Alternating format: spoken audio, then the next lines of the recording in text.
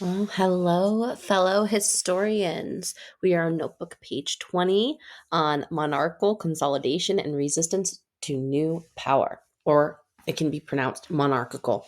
Up to you as the historian to decide.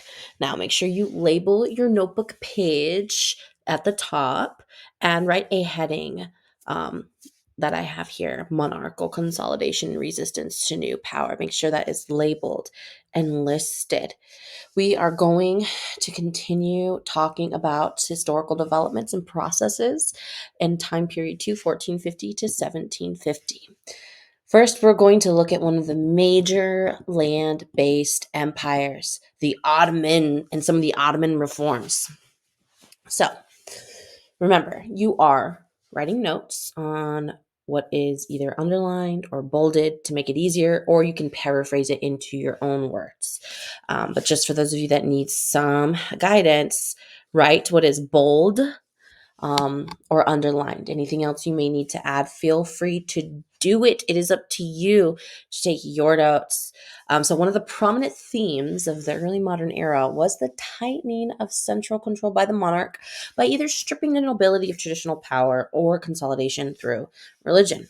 In the Ottoman Empire, the Sultan began to strip Ottoman elites through reforming and removing the Tamar reward system. Ottoman Tamars were land granted by the Ottoman sultans between the 14th and 16th centuries that acted as compensation for elite military service. While initially successful, there was a growing expectation among the janissaries and other slave soldiers for these grants in reward for participating in the growing number of campaigns. As more and more were handed out, the recipients, the Tamariots, began to grow as a powerful noble class, one that may threaten the power of the Sultan himself.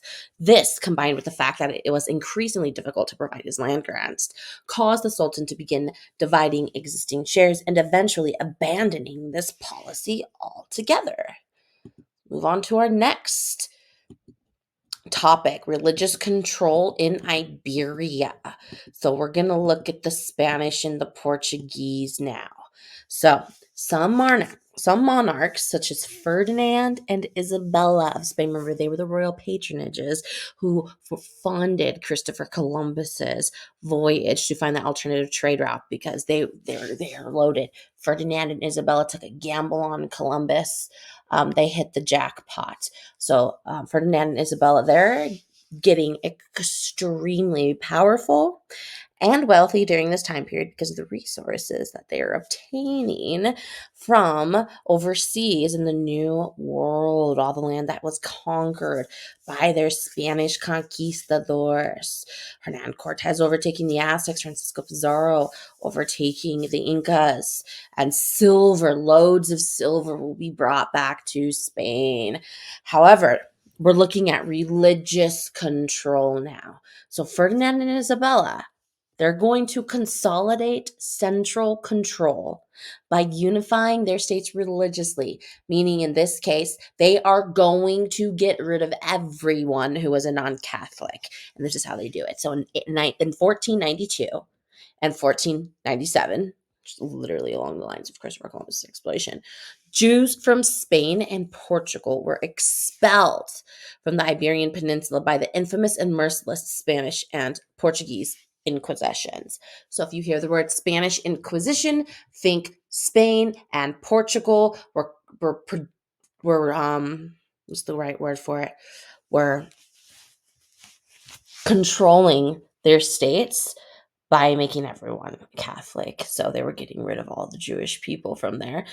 This development led to the mass conversions of Jews to Catholicism or exodus or leave, and the same fate awaited any remaining Moorish Muslims. This trend was continued roughly later by Philip II of Spain. Remember, he's another absolute monarch. Rather than focus on the remaining Muslims and Jews, Philip II in the 16th century toed the line of the Pope by taking it upon himself to rid Spain and other Catholic lands of heretical Protestant and scientific literature listed in the Index of Prohibited Books. Let's move on to our next topic, resistance to monarchical or monarchical power.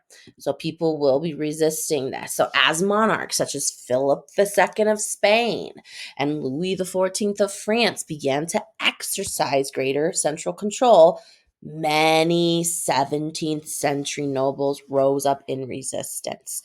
Nobles rose up during the Fronde resistance in France between 1648 and 1653, despite overwhelming odds. King Louis XIV confronted and defeated the princes, the nobility, and most of the French people.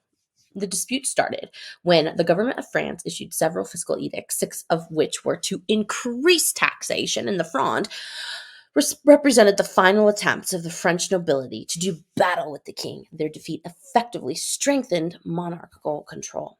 So in Spain, the Principality of Catalonia rose up in resistance to the increased presence of royal troops and increased taxes during the Catalan Revolt in 1649.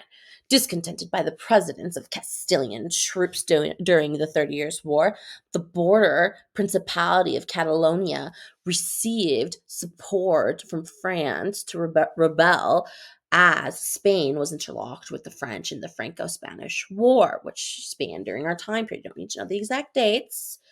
Don't worry, it's just in our second time period. Catalonia was ultimately victorious, and as a result, the unity and authority of the Spanish monarch decreased as territory was ceded to France and Catalonia. And there we have Catalonia in red. All right, let's look at resistance in Africa. Here we're looking at Ana Zinga. So, as the Kingdom of Portugal spread its influence to West Africa in the 16th and 17th centuries, some locals attempted to resist their control. And a good example of this comes from Ana Zinga. She is a 17th century queen in present day Angola. While initially she was an ambassador to the Portuguese, Zinga later assumed power over the kingdoms after the death of her brother. So while ultimately defeated, Zinga resisted the Portuguese through a variety of methods, including forming an alliance with the Dutch before ending the conflict with a peace treaty. Let's look at some examples of Native American resistance to monarchical power. So, in the Americas, Native Americans resisted colonial settlement in King Philip's War. This conflict is sometimes referred to as Metacom's War. Okay. The conflict started after tensions rose over the activity and borders of American Indians and colonists alike. The catalyst for conflict is considered to be the hanging of 3 Native Americans by colonists for alleged crimes against colonists. While American Indian or Native American forces were able to temporarily push back colonial settlements, the colonial militia and their American Native allies were ultimately victorious, and the war ended with the signing of the Treaty of Casco Bay in 1678. So here we have 2 fabulous examples of resistance to monarchical power with Ana Zinga in modern day Angola, who is resisting Portugal by creating an alliance with the Dutch. And then we have Native American resistance in the Americas with King Philip's War, Metacom's War, which ended with the Treaty of Casco Bay. All right, this is the end of it. I hope you had an amazing time. See you later. Have a great day.